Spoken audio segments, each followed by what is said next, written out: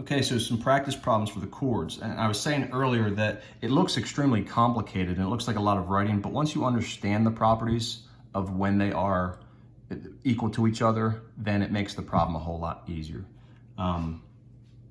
So here we go, find x. Now I see some tick marks on these lines right here. These are chords. If the chords are congruent to each other, then that means that their arcs are also congruent to each other. Well, I have an arc measure here in degrees, and I have an expression for this one. Well, if the chords are congruent, then so are these arc measures. So I was able to set them equal to each other and solve my equation. Pretty simple. Here, now they're showing me that the arcs are congruent.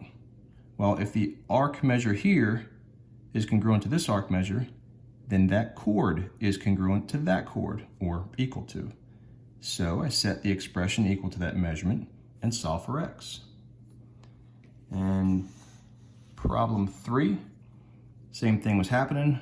Arc is congruent to this arc, so that chord is congruent to this chord. Only this time we're using 2 expressions, so we just had a multi-step equation there with variables on both sides, and we found x equals 7. But they didn't say to find just x, they want to find the measure of line xy, segment xy. So I had to plug that measure back in.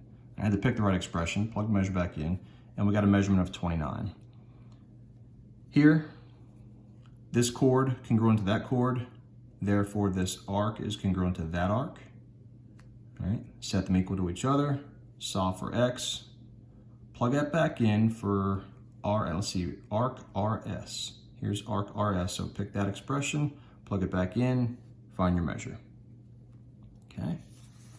Problem 5, just solving for x. I've got a chord congruent to a chord, therefore this arc is congruent to this arc. There was not an expression written there. So the only thing I was able to do is say, well, that means that this expression and this expression will be the same thing. They actually provided me with this arc measure. I didn't think I would need it at first. I was kind of thinking, well, what if I have something pass through the middle, then I'll have 180? Or if I had one expression equal to another expression, but it didn't have the expression there. If you try to set this equal to this and solve that equation, everything's going to end up canceling out. So what you have to do in this case is say, all right, well, I have an arc measure here, here, and here. I have all 3 arc measures for the entire circle. So I could set them all equal to 360. All right, I could do that. Or I could subtract this arc measure from 360 and get 284. And then I could just add these 2 arcs together, or technically you could multiply one of them by 2. But I added the 2 together just to show you what I was thinking, and then set it equal to the 284, solve my equation for x. All right, problem 6. Problem 6 is getting into that perpendicular situation. What I have here is this arrow going one direction is like saying therefore, or if this, then this. All right, arc JK is congruent to arc LK. Therefore, or then, same thing. That means that chord JK is equal to chord LK. Okay, well, if the arc is congruent, if the arcs are congruent, then their chords are congruent.